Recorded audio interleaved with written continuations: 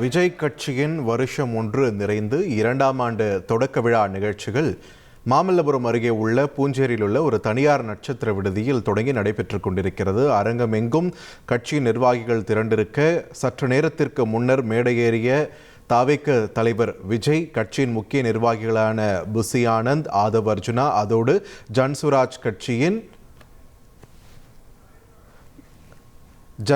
கட்சியின் தலைவரான பிரசாந்த் கிஷோர் உள்ளிட்ட அனைவரும் அங்கு மேடையேறிய காட்சிகளையும் நாம் பார்த்தோம். இந்நிலையில் பிரசாந்த் கிஷோரின் பாதுகாவலர்களுக்கு அரங்கத்தில் நுழைய அனுமதி மறுக்கப்பட்டிருப்பதாகவும் ஒரு தகவல் ஒன்று வெளியாகி இருக்கிறது.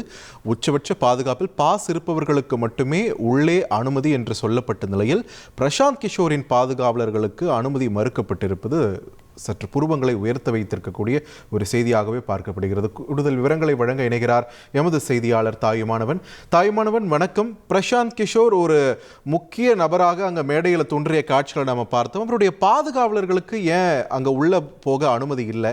என்ன நிலவரம் தாயுமானவன்?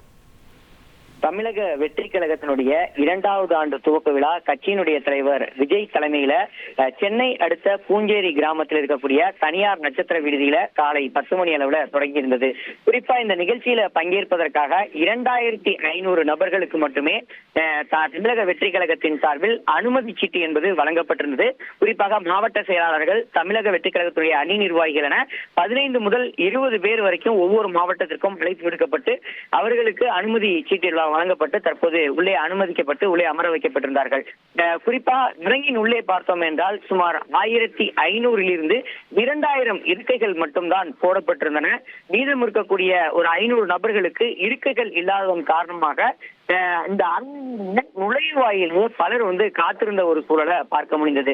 இந்த நிலையில தான் சில நிமிடங்களுக்கு முன்னதாக விஜய் அவர்கள் சரியாக 10 மணி அளவில் இந்த அரங்கின் உள்ளே நுழைந்த அவர் தொடர்ந்து மேடை ஏறி அதன் பிறகாக கலை நிகழ்ச்சிகள் நடைபெற்றது. அந்த கலை நிகழ்ச்சிகளை பார்வையிட்டு வந்தார். குறிப்பா விஜயுடன் பல நிர்வாகிகளும் உள்ளே நுழைந்திருந்தார்கள்.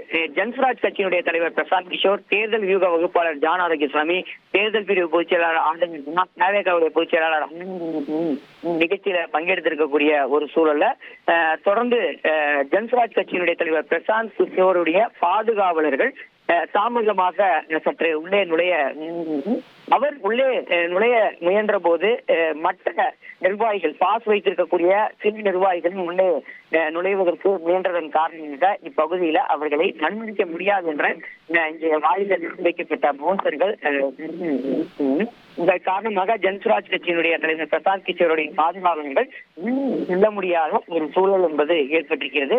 தொடர்ந்து இந்த பகுதியில நிர்வாகிகள், அதாவது நிர்வாகிகளே ஏராளமான இருக்கைகள் கிடைக்காமல் கூடியிருக்கக்கூடிய ஒரு சூழல்ல அவர்களும் உள்ளே நுழையாமல் அனைத்து வாயில்களையும் எப்படியாவது உள்ளே சென்று அரங்கின் உள்ளே விஜய் அவர்களை பார்த்து விட வேண்டும் என்பதற்காக எல்லா வாயில்களையும் காத்திருப்பதன் காரணமாக ஒரு கட்டத்திற்கு மேல் யாருமே உள்ளே அனுமதி இல்லை என்ற ஒரு உத்தரவு என்பது வழங்கப்பட்டு தற்போது பாதுகாவலர்கள் தீவிர பாதுகாப்புல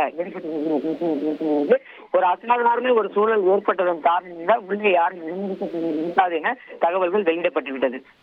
நன்றி தாயுமானவன், உங்களுடைய விரிவான தகவல்களுக்கு. 2026 எனும் இலக்கோடு சேர்த்து 2029க்குமான ஒரு திட்டமாகவே தாவேக மற்றும் பிரசாந்த் கிஷோருடைய இந்த ஜன்சுராஜ் கட்சியின் இந்த கூட்டணியை இணைப்பையும் அதோடு சேர்த்து மற்ற கட்சிகளும் அதில் இணையலாம் என்ற ஒரு தகவலும் வெளியாகி இருக்கிறது. இந்நிலையில் ஜன்சுராஜ் கட்சியின் தலைவரான பிரசாந்த் கிஷோரின் பாதுகாப்புக்காக வந்திருந்த அலுவலர்களை போதிய இடம் இல்லாததால் அரங்கிற்குள் நுழைய அனுமதிக்காத ஒரு சூழலையும் நம்மால் திரையில் பார்க்க முடிகிறது. செய்திகளை உடனுக்குடன் தெரிந்து கொள்ள உடனே சப்ஸ்கிரைப் பண்ணுங்க.